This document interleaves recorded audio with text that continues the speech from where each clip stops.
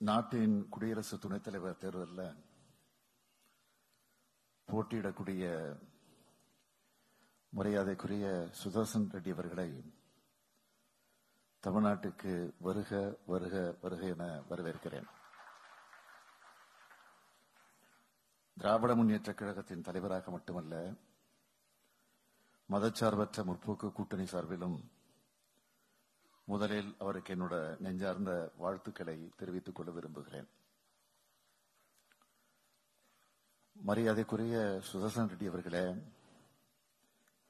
அரசியலமைப்பு சட்டத்தை பாதுகாக்கும் உச்சநீதிமன்ற நீதியரசரா பணியாற்றின நீங்க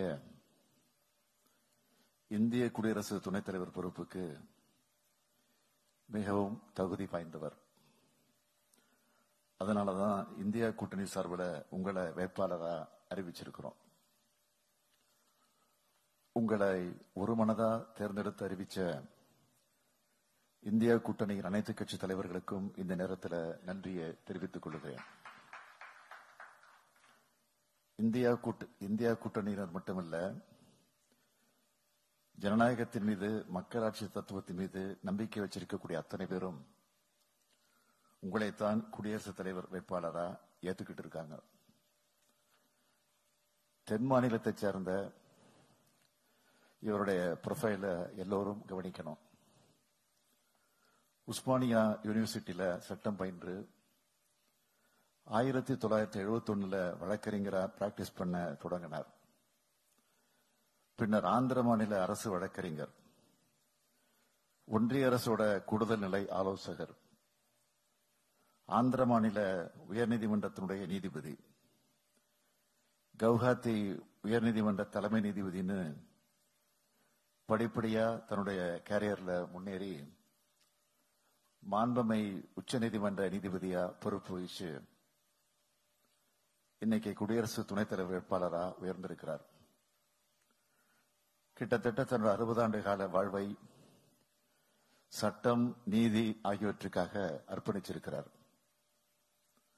இவர் நீதியரசரா பணியாற்றின காலத்துல நேர்மையா, சுதந்திரமா செயல்பட்டு மக்களுடைய உரிமைகளையும் சமூக நீதியையும் உயர்த்தி பிடிச்சு அரசியலமைப்பு சட்டத்தோட மாண்பையும் போற்றி பாதுகாத்தவர்.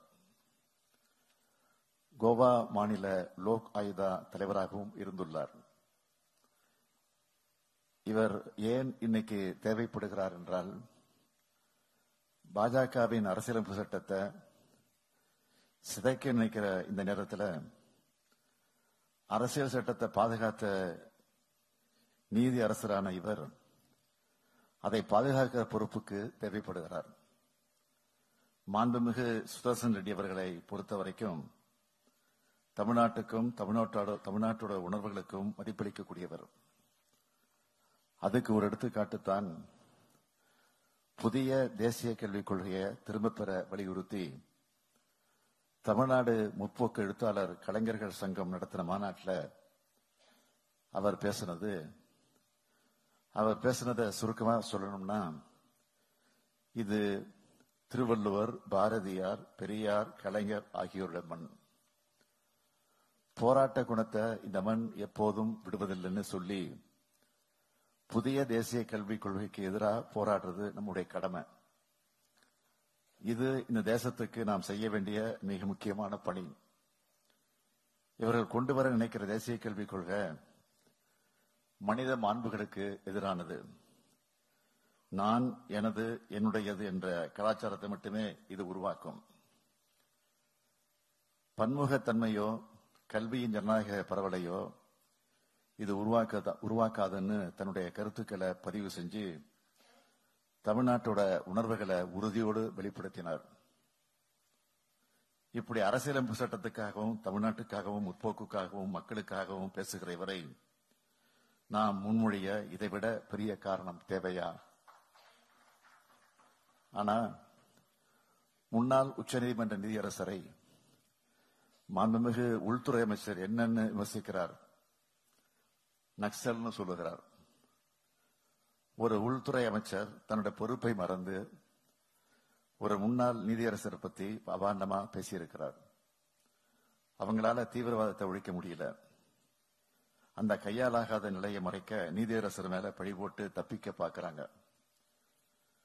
ஒன்றிய பாஜக அரசு இப்ப என்ன செஞ்சுக்கிட்டு இருக்கு?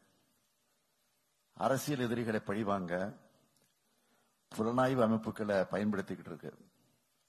தன்னாட்சி அமைப்புகளை பாஜகவின் துணை அமைப்புகளா மாத்திக்கிட்டு இருக்கு. அரசியலமைப்பு சட்டமே ஆபத்துல சிக்கி இருக்கு. இந்த சூழல்ல இந்தியாவோட அடிப்படை கொள்கைகளான மதச்சார்பின்மை, கூட்டாட்சி தத்துவம், சமூக நீதி, வேற்றுமையில் ஒற்றுமை ஆகியவற்றை நம்பிக்கை கொண்ட ஒருத்தரா இன்றைக்கு அவர் நமக்கு கிடைத்திருக்கிறார். நாம முன்னேறிக்கக்கூடிய கடமை. ஆனா பாஜகவோட தமிழ்நாட்டுக்கும் தமிழ்நாட்டு மக்களுக்கும் எதிரான அத்தனை நடவடிக்கைகளையும் செஞ்சுட்டு தமிழர் என்ற முகமுடி அணிஞ்சு ஆதரவு கேட்கிறாங்க. இதெல்லாம் ரொம்ப பழைய ட்ரிக்கு. தனி மனிதர்களை விட தத்துவங்கள் தான் அரசியலை வழிநடத்தும். தனி மனிதர்கள் என்பவர்கள் வெறும் பிம்பங்கள் தான். அதனால எந்த கருத்தியல் மக்களுக்கான மக்கள் நலனுக்கான கருத்தியலோ அதைத்தான் ஆதரிக்கும். எனவே சட்ட ரீதியாகவும் மனித உரிமைகளுக்காகவும் போராடின, வாதாடின, தீர்ப்பு வழங்கின மாண்புமை சுதர்சன் ரெட்டி அவர்கள் இந்திய ஜனநாயகத்தை காக்க, நாடாளுமன்ற மரபுகளை காக்க, மக்களாட்சியை காக்க, அரசியலமைப்பை காக்க குடியரசு துணைத் தலைவராக வெற்றி பெற்று வரணும்னு வாழ்த்தி விடைபெறுகிறேன். நன்றி, வணக்கம்.